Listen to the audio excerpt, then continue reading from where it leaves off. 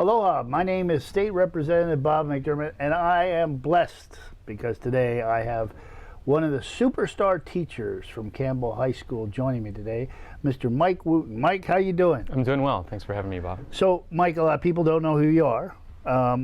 Tell me about yourself. Tell me what you teach at Campbell. I got to see you got the Campbell shirt on today. Go Sabres. My name is Mike Wooten. I teach English over at James Campbell High School, 11th and 12th grade English. And I'm also the facilitator for our small learning community for the Arts and Communications and Industrial Technologies House. Well, now, Mike, were you part of TFA, Teach for America? I came here as part of Teach for America 8 years ago, and I've stayed in the classroom for the entire 8 years. So my commitment was over 6 years ago. I've just been a teacher since then. So are you in the mainstream? Are you one of the certified teachers all through the pedagogy gobbledygook? Yeah, I went through the University of Hawaii Manoa's master's program. I have my master's in teaching from them. So you get certified then? I did. Yeah, I'm a certificated teacher. Yep. Good. Well, I know we talked several years ago, and you're one of the bright stars down there. I live in Eva, of course you know that, and I have children who attend the school.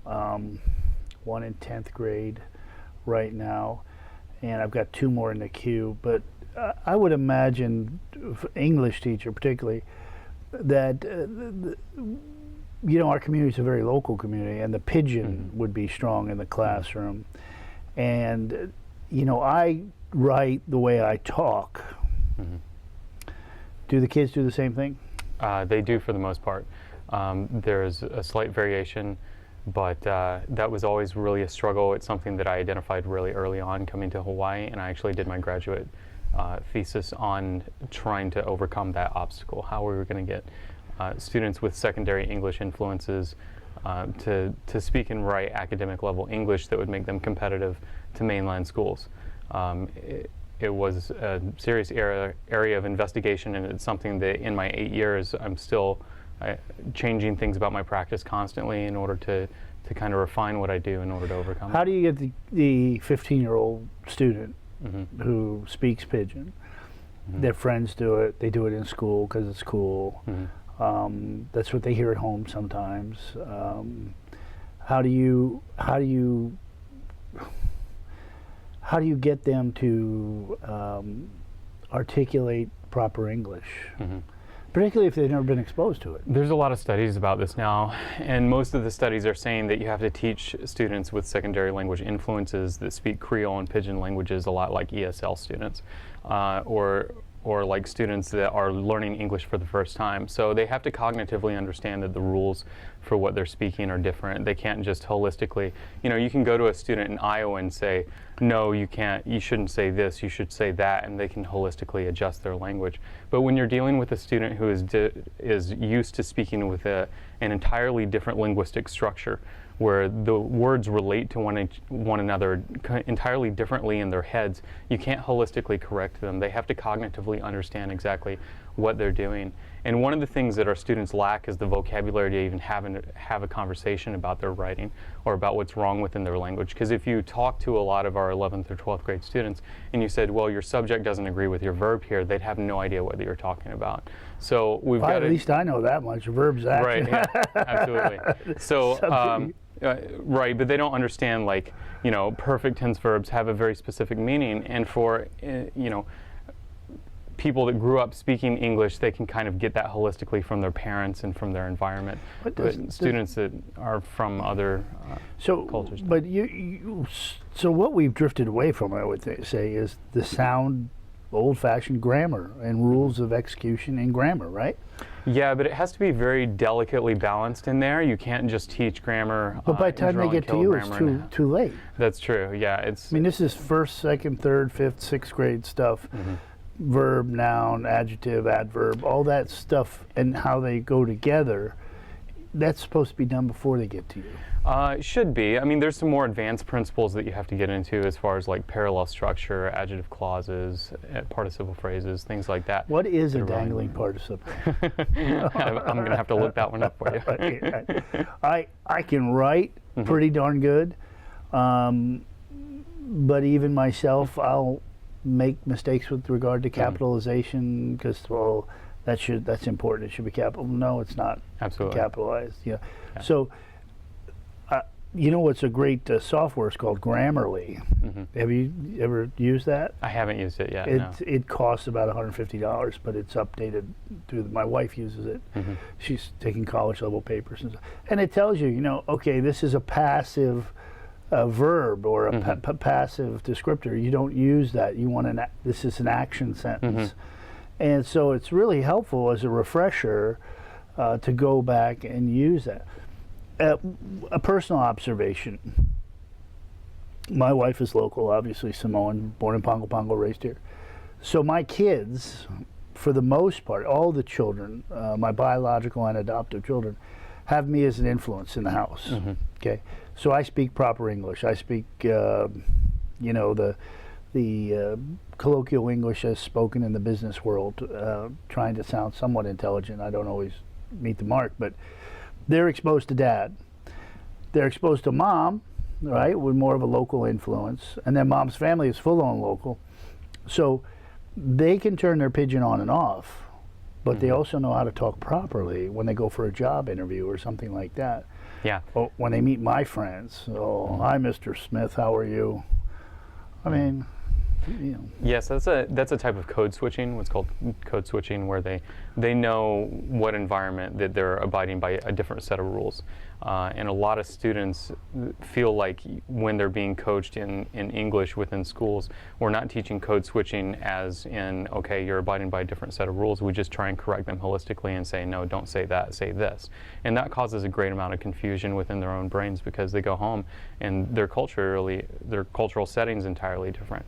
So they don't want to override what they find valuable within their home life.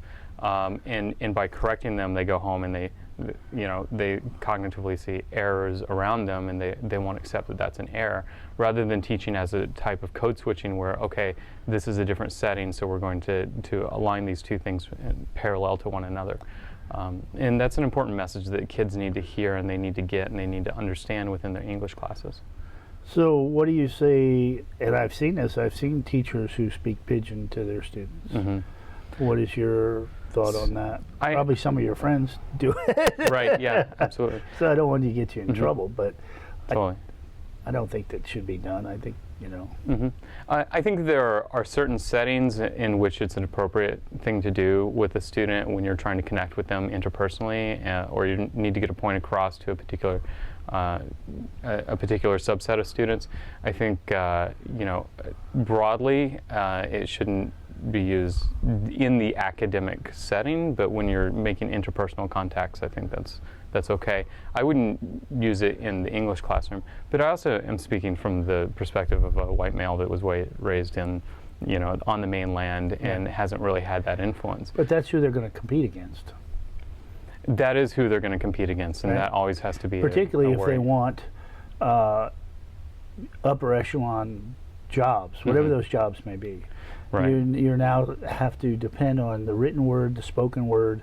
How do you present yourself? Kids, speech is a big, I don't know, do you teach speech class to give a speech? I have taught, I taught 7th grade speech. Okay, so they're scared to death to get up in front of their friends and talk. When you get to be my age, you can't shut people up. Everybody wants to get up and speak, particularly in this building, the Capitol. I mean, you just, a microphone, everybody wants to talk. And that's because of self-confidence, and people are looking at me. Do I have, my appearance, right? And all teens are so that awkward period they go through. They don't feel as handsome as they think they are, or as pretty as they young ladies feel that they should be. And they don't want people judging them, because we all judge. We make judgments all the time. As soon as someone walks in, you look at them, boom, you give me, you're not supposed to, I suppose, but that's human nature, right? Men, a guy comes in, is he a threat? No, he's not a threat. I mean, it's just subliminal messaging that we have in our brain housing groups, right? So, one of the things I want to talk to you about, you did drama, you did a little theater, a little arts. So I did digital media for a while and film, and you make a movie? In there were a little bit of photography. I've made several shorts actually. I did that both in my studies in media at Berkeley. What were the shorts about? I did one that was kind of an action, interesting little mini action movie. I did another one about a breakup. So all that teen angst stuff. Really? Wow. Let's switch topics for a moment. I grew up on the mainland, and when I went to school, and now I'm 52, when I went to school, I was in a certain track. Mm-hmm. We had, I'll go to 8th grade. We had 8th grade. We had 8-1, 8-2, 8-3, 8-4. 8-12 wasn't the sharpest knives in the drawer. I mean, there was a direct correlation. 8-1 is your Ivy League kids going to advanced calculus. 8-12 are the kids that are going to end up maybe not even make it to the finish line, right?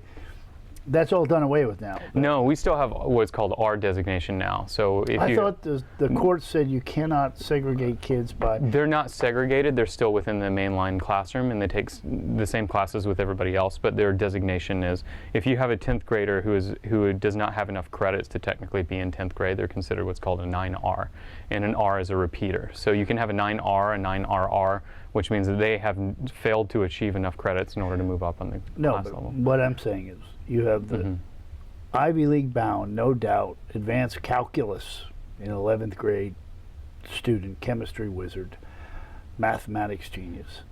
And you have another student who is borderline, just hanging on 12th, 11th grade by the skin of their teeth, but they're there. They're not an R, okay? They're not a repeater, but they're there. These two will be in the same class. So don't you cheat both of them. You cheat the overachiever because you can't give him the attention he needs, and you cheat the underachiever because you can't give him the attention he needs. Yeah. Because you're moving too slow for this guy and too fast for this guy or gal. I've heard that before, and there's definitely some truth to that. The biggest... I kind of understand both sides of that argument. The side against it says that basically if you take all the smart students out of the room, all the students that are achieving and doing well, then the students that are low performing aren't going to have the good influences in order to learn from. They won't be able to learn from their peers. There are certain things that I can say as a teacher that a student that's low level just isn't going to understand it from me, but if one of their peers turns around and says almost the exact same words that I did, they'll be like, oh, okay. And all of a sudden they get it. I think peer education is overrated. I never learned jack squat from a classmate. It was always guys like you up in the front of the board showing me. Right. It wasn't my classmate. What do you know? You don't know anything. You're a dummy like me. I never learned anything from a classmate. I would say that I learned more from my classmates in a lot of ways. I didn't pay attention. I was kind of ADD in my classes and had a tough time paying attention to the teacher. And I'd be like, oh wait, what did we do? And my friend Angie Moore was my godsend weren't paying attention at that time. Mike. And I was like, what did they say, Angie? And she'd explain everything and be like, oh, okay, I got it. So like, education everybody learns differently. So some kids are going to zone into that teacher and they're going to be just like right there and just suck that energy right from them. Other students, have to learn from the exercises. Other students learn more from failing. Other students learn more from their peers. So there's the goal, I think, a lot of times is to create as many different opportunities for learning as you can within your classroom. Okay, opportunities for learning. I've always had a dream of mine is to put in Hawaii vocational schools, VOTEC schools, they call them on the mainland, but now there's a new name, continuing career education classroom or whatever. But basically it's a school, so the way it works in the mainland, two high schools share one. So Kapolei and Campbell would share a school where kids could go starting in the 10th grade, so 10, 11, 12, and after 3 years, the kid who likes wrenching on cars would be a certified auto mechanic, ready to work the day he graduates. The kid who has an interest in masonry would be a apprentice upon graduation, and so on and so forth. They have masonry, they have plumbing, they have cosmetology, they have food service, things that you need to get some degree of certification in to enter the professional world. Now here, our current model is you have to go to community college to learn masonry, and you got to take your math all over again. My thought has always been that, and I've seen it, if you have behavior issues with a student, that Samoan kid who lives in KPT who doesn't want to go to college, and he goes to school and he's not happy to be there, and he's being taught stuff that he has no interest in, if you tell him, look, here's your basic English, mathematics, you've got to get through this set of requirements, and you got to behave so you can go work on cars for the other half of the day, whether that's the morning or afternoon, they switch. You're going to have less behavior issues with him because he likes working on cars and he wants to make some money when he graduates. So you're not going to, because you now have something he values, that trade. He really wants that, or she really wants it. Same thing with plumbing, carpentry. And the math that they would use, like auto mechanics, now it would be more of a computer-related interface with the diagnostics in a totally different kind of skill set than they would learn in geometry. Yeah, absolutely. You said two really important things, which you said interest and values. And anytime you make a student come into your classroom, if you have any type of behavioral issues, if you can appeal to their interest and appeal to their values, you're going to decrease any type of behavioral problem, regardless what type of your classroom you're in. So like even in my English class, I have a lot of students that come in, they come in the first day, oh, English is hard, I hate English. If I can appeal to their values and talk to them about what they value within, what do they value as far as their family, their community, things like that, and I can appeal to their interest and start like tying things into a bunch of outside information, I can make them respect me enough to actually improve their behavior. But you're right, we're not creating the diversity of learning experiences that we need within our schools. No. Students do need more, like what they did. I saw this video about what they did in Hana, where they started focusing on carpentry and building within Hana for a little while.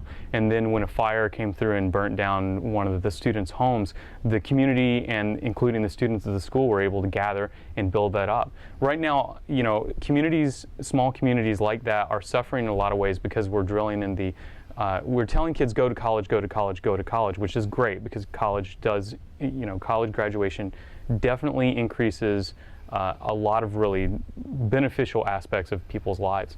But there are those kids within those small communities that say, I don't want to leave my community. Those kids in Waianae that say, I don't want to leave Waianae. Those kids that you're trying to appeal, that they go out on the beach with their cousins and their brothers and sisters every weekend, and they say, you want me to go to where, and it snows there, and you want me to sit in a library all day and study books? Why would I do that when I can work down the street at this plumbing place, and then I can hang out on the beach every weekend? It doesn't make sense to them, and we're not creating the opportunities that appeal to their interests and their values, that are the values of the community. And teaching them the right lessons in order to make their whole community successful and to support one another and raise that community up. Those trades I talked about, the plumber, the auto mechanic, carpenter, you saw not to date the program, but the tile guys are on strike. They make $29 an hour. Absolutely. That's more than you make. It's more than I make. Sat down and did the math. Yeah. So now, of course, they're not working 5 days a week every week, but they do get paid well, and they work hard. I wouldn't want to do that. Wouldn't want to. At 52, I don't want to get out there and break my back. So they earn it. The point is, not everyone should go to college. Not everyone wants to go to college. Our whole DOE thrust is now college preparatory. And if you want to learn to be a bricklayer, you got to go to community college. Well, now you have to spend money to go to community college. And you've got to take these remedial mathematics classes because you weren't paying attention because you didn't care when you were. And so you add another 2 years to the entry into the workforce, minimum 2 years, probably 3. Why do we do that? I know why, because we've never done that. So we're not going to do that just because we've never done it. But the mainland, this model works everywhere, and it works fantastically, and we should do that. Yeah, it'll cost some money, but we can figure out a way to do it. Yeah, there's some great schools. I just visited one this past year in Tennessee. Nashville has adopted the academy model in large, and so Nashville has created these academy schools all over the place. Some of them focus on business and health. Other ones focus on industrial technologies and building and construction. And those academies are open enrollment. So any student that is achieving well at a regular DOE school, if they have a high enough GPA and they say, I want to go to one of those academy schools, then they can apply and opt into those schools and be surrounded by teachers and facilities that are going to accommodate what their learning interests are. You just mentioned one of them, medical billing technician. That is a high demand position. that the doctors and the nurses and no one gets paid unless those reimbursements, whether it's for Medicaid, Obamacare, or Medicare, or whatever they are, to the particular insurance companies are filled out properly and expeditiously on time with the particular codes. You know, they will hire a young lady or a young guy $15 an hour to start at least, because they're bringing in thousands of dollars of billables. Otherwise, they just sit there and pile up. There's a lot of things that we're not teaching right within our schools. There's so much information that we're being left out. I had one of my students, he told me that last week, he said, Mister, you have to watch this video called Don't Go to School. And I was like, great, I'm going to watch this thing. So I watched it, and it was this British rapper, kind of odd. But his message was basically, I went to school and I have no idea what the laws are in this country. I went to school and I have no idea how to handle my personal finances. I went to school and I have no idea how to handle my personal health. Like if I have an illness, how to address that. If my friend has a depression, how am I supposed to relate to that friend or help him out in that situation? I have no idea how to do my taxes or how to like finance a house. How do I lack all of these life skills, but I spent 12 years in school and I know like Pythagorean's theorem and like, you know, these other right, which are they're important pieces of information within their own segment. And there's something to be said about being a generalist, but we've got to teach survival techniques first. It was a real struggle for me to learn the ins and outs of personal financial success, and just what that takes. And I'm reading the book Rich Dad Poor Dad now that was written by somebody from here in Hawaii, right. And those types of lessons about, you know, economic prosperity and how to like build wealth and be successful are things that we should be offering to high schoolers, are things that we should be offering to kids. Another book, How to Win Friends and Influence People, just all about how to relate to people, right. And be positive and communicate. You talked about speech class earlier, and we can teach them how to give a speech, but that's not the same thing as knowing how to really talk to somebody. And we need to be teaching kids good communication skills. And those communication skills in there is entirely different than having a speech class where you've got an introduction, a body, and a conclusion. Yeah. Sorry about that. No problem. Yeah. You know, you bring up interpersonal relationships. Mm-hmm. Relationships are the key to success in life. Mm-hmm. You know, try and help. You know, there's an old saying, if you help enough other people get what they want, what you want just kind of comes to you automatically. Mm-hmm. And it's all about helping others and recognizing others. You know, as a teacher, when you stand up and if you recognize a student for outstanding performance, man, they shoot the moon, right? But they'll play it off. Oh, yeah, they get teased, but they really felt good to be recognized as someone who performed well. Mm-hmm. And did a good job, or a student who's not normally recognized as doing well, mm-hmm. but excelled in this Shakespeare production because dug it. Mm-hmm. By the way, here's a suggestion. Always have them read the crib notes before you give them the play. Right. Because they ain't going to read the play. If you give them the play, they're going to get the crib notes, right? Right, yeah. And crib notes help you understand that Old English and what they're actually saying. Mm-hmm. So just a suggestion, so you can even learn something from me. That type of excited, positive feedback, I've never seen a student's face light up with pure joy the way I have seen it when I clap my hands and point and say, "You're the man," after they get a question right. And they just sit down and they just smile to themselves, and it's a real joy to see that, and that's really what keeps me teaching a lot of times. Is that what keeps you going? It's absolutely what keeps me going. Those aha moments in students' faces where you tell them something and they just like made a connection to their lives, and they're like, oh, okay. So, or they feel satisfied with something that they accomplished. Campbell's been in the news quite a bit lately about the facilities, and I've done some research, and you know, Campbell High School has, how do I say this, been at the end of the trough for the last 20 years as far as appropriations for capital improvements, and it's counterintuitive because Campbell is on the leading edge of the growing largest community in the island. You're 1,800 students over capacity. I used to say that the classrooms were like ovens. Now you don't have enough ovens for the kids, literally. That's a political problem. You guys have to deal with it. You have to deal with the hot classrooms. You have to deal with trying to motivate kids after lunch, their belly's full and it's 90 degrees. That's an added burden to you as a teacher. I apologize on behalf of the legislature. there's going to be a big battle coming up this year on where a new high school goes. Is it going to go in West Oahu where it's needed, and the statistics point out, or is it going to go to Maui, Kihei, because it's a nice to have, and the Speaker of the House wants it there, and the Senate money chair wants it there. So we'll see if the kids win out and the needs of the children win out, or if it's politics as usual. We'll see. I've done the best I can. Of course, in the minority party, is not a, I don't have any juice. I mean, let's be honest. All I can do is advocate for the community and advocate for the facts, but I can make them uncomfortable with the truth. And what I found in my life, as I look you in the eye, I tell you, the truth always is the truth, and it protects you, and the truth has a certain power to it that spin or BS or any of the other methodologies of communicating don't. The truth has a power all its own, and people can see the truth, and I believe that, and I found that to be true.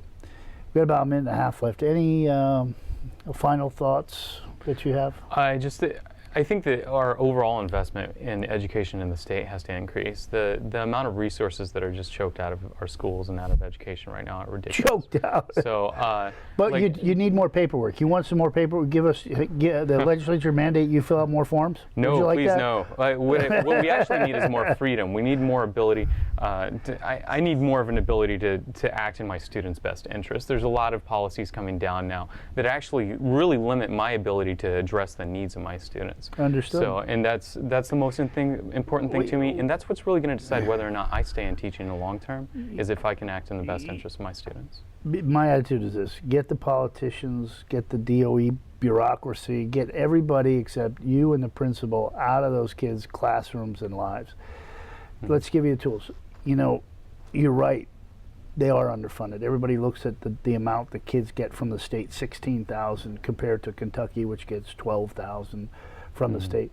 What they forget is Kentucky, that $12,000 from the state is in addition to what the county, the municipality is providing, which is the lion's share, which is like $20,000.